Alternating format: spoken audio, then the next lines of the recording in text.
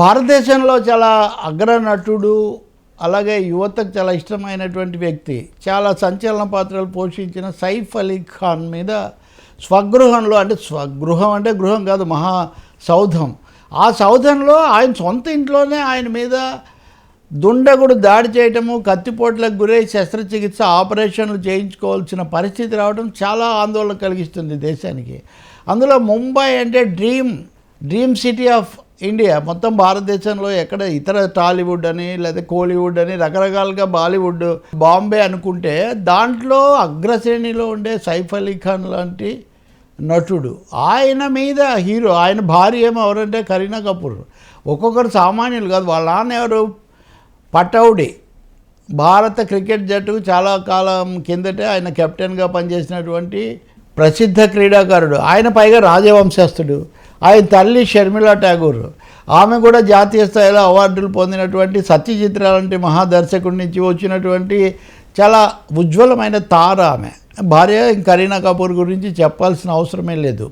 ఇంత నేపథ్యం ఉండి చాలా ఇటు తన సంపద రీత్యా కానీ, ఇటు ఆదరణ రీత్యా కానీ అందరికీ తెలిసినటువంటి సైఫ్ అలీ ఖాన్ ఇంటి దగ్గరే ఇలాంటి పరిస్థితి వస్తే ఎట్లా? అది కూడా బంద్రా, ముంబైలో. ఇది చాలా సెలబ్రిటీ ఏరియా, చాలా కట్టుదిట్టంగా ఉంటారనే భావన ఉన్నటువంటి చోట, అటువంటి చోట జరిగింది. ఏం జరిగింది? ఆయన అర్ధరాత్రి సమయంలో ఎవరో వచ్చి మీద పడితే ముందేమో ఆయన పని వాళ్ళు కొంతవరకు ఆపారు, అది జరగలేదు. వాడు ఇంకా అలాగే వస్తుంటే తనే స్వయంగా అతనితో తగాదా పెట్టుకొని కాసేపు పోట్లాడాడని కూడా చెప్తున్నాను. నిజంగా హీరోలు సినిమాలోనే కాకుండా వాస్తవ జీవితంలో కూడా ఎదుర్కోవడానికి సిద్ధపడటం కూడా చాలా ఆసక్తికరమైన సరైనటువంటి పనే. ఆ క్రమంలో వచ్చినటువంటి దుండగుడు కత్తి తీసి పొడవడంతో 2-3 చోట్ల ఆయనకు గాయాలు తగలటం. ఇప్పటికో 2 సర్జరీలు జరిగాయి. అయితే ప్రాణాపాయం లేదు అని చెప్తున్నారు. ఇది ముందు నుంచి చెప్తున్నారు. కొంతమంది సెన్సేషన్ కోసం చావు బతుకుల మధ్య ఉన్నాడు, అది ఇది అన్నారు. కానీ ఆ పరిస్థితి ముందు నుంచి కూడా లేదు. కానీ గాయాలైతే తీవ్రమైనవే. ఆయన పరిస్థితి అయితే ఇప్పటికి స్థిరంగా ఉంది. కానీ ఈ ప్రమాదం చాలా ఆందోళన కలిగించింది. కొద్ది రోజుల కిందట మీకు గుర్తుంటే సల్మాన్ ఖాన్, కండల వీరుడు సల్మాన్ ఖాన్ ఇంటి దగ్గర కూడా హత్యా ప్రయత్నానికి రెక్కి వేయడము, దుండగులు పట్టుబడము, కొన్ని దాడులు జరగడం, ఇదంతా అయింది. దాని తర్వాత జాతీయ స్థాయిలో దీని మీద వివాదం వచ్చింది. అంతకుముందు బాబా సిద్దికీ అనే ఒక రాజకీయ నాయకుడు, ముఖ్యమైన నాయకుడు, ఆయన మీద కూడా దాడి జరిగింది. ఇంకా 2-3 చెదురుమదురు ఘటనలు. మొత్తం మీద ముంబై సేఫ్ కాదు అనే ఒక అభిప్రాయం వస్తూ ఉందా?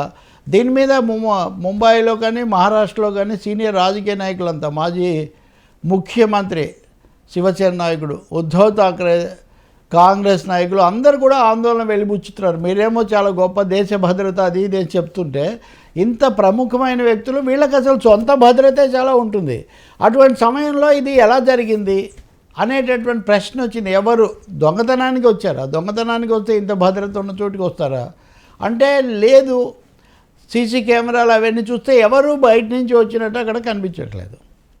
కాబట్టి బయట నుంచి రాలేదు, ఎవరో లోపల ఇంటి దొంగలు అంటే కనీసం ఆ కమ్యూనిటీలో ఉన్న వాళ్ళే ఎవరో అయి ఉండాలి అనే ఒక బలమైన సందేహం కూడా వ్యక్తం అవుతుంది. ఎందుకంటే సీసీటీవీ ఆ ఫుటేజ్ దాన్ని బట్టి. సరే, సైఫ్ అలీ ఖాన్ తెలుగు వాళ్ళకు కూడా బాగా తెలుసు. ఈ మధ్య జూనియర్ ఎన్టీఆర్ దేవరలో ఆయన ముఖ్య పాత్ర ధరించాడు. అంతకుముందు కూడా రావణాసురుడు వేయటం, ఇట్లాంటివన్నీ కూడా అనేక సార్లు నెగిటివ్ రోల్స్లో కూడా తను బాగా రాణించాడు. ప్రజలకు కూడా దగ్గరగా ఉంటాడు. ఎప్పుడన్నా వివాదాలు వస్తే కూడా సర్దుకునే ప్రయత్నం చేస్తుంటారు. ఇన్ని విధాల దగ్గరైనటువంటి సైఫ్ అలీ ఖాన్ ఇప్పుడు తీవ్రమైన దాడికి గురి కావటము, మరీ ముఖ్యంగా రక్షణ లేకపోవటం. అసలే సినీ తారలు గ్లామర్ ప్రపంచంలో భద్రత గురించి చాలా ఆందోళనగా ఉంటారు. వాళ్ళు చాలా జాగ్రత్తలు తీసుకుంటారు. బౌన్సర్ల దగ్గర నుంచి ఇవన్నీ మనం ఈ మధ్య కూడా విన్నాం కదా. కానీ అన్నీ అయిన తర్వాత వాళ్ళ సొంత నివాసంలోనే ఇంత జరిగింది అంటే దీనికి కారణం ఏంటి? కుట్ర ఉంటుందనే ప్రశ్న ఒకటైతే, అసలు పోలీసులు, ప్రభుత్వం, భద్రత ఇదంతా ఇంత ఘోరంగా ఎందుకు విఫలమైంది? ఇప్పటికి 2 సార్లు సల్మాన్ ఖాన్ ఏం తక్కువ కాదు కదా, ఖాన్ త్రయంలో ఒకడు.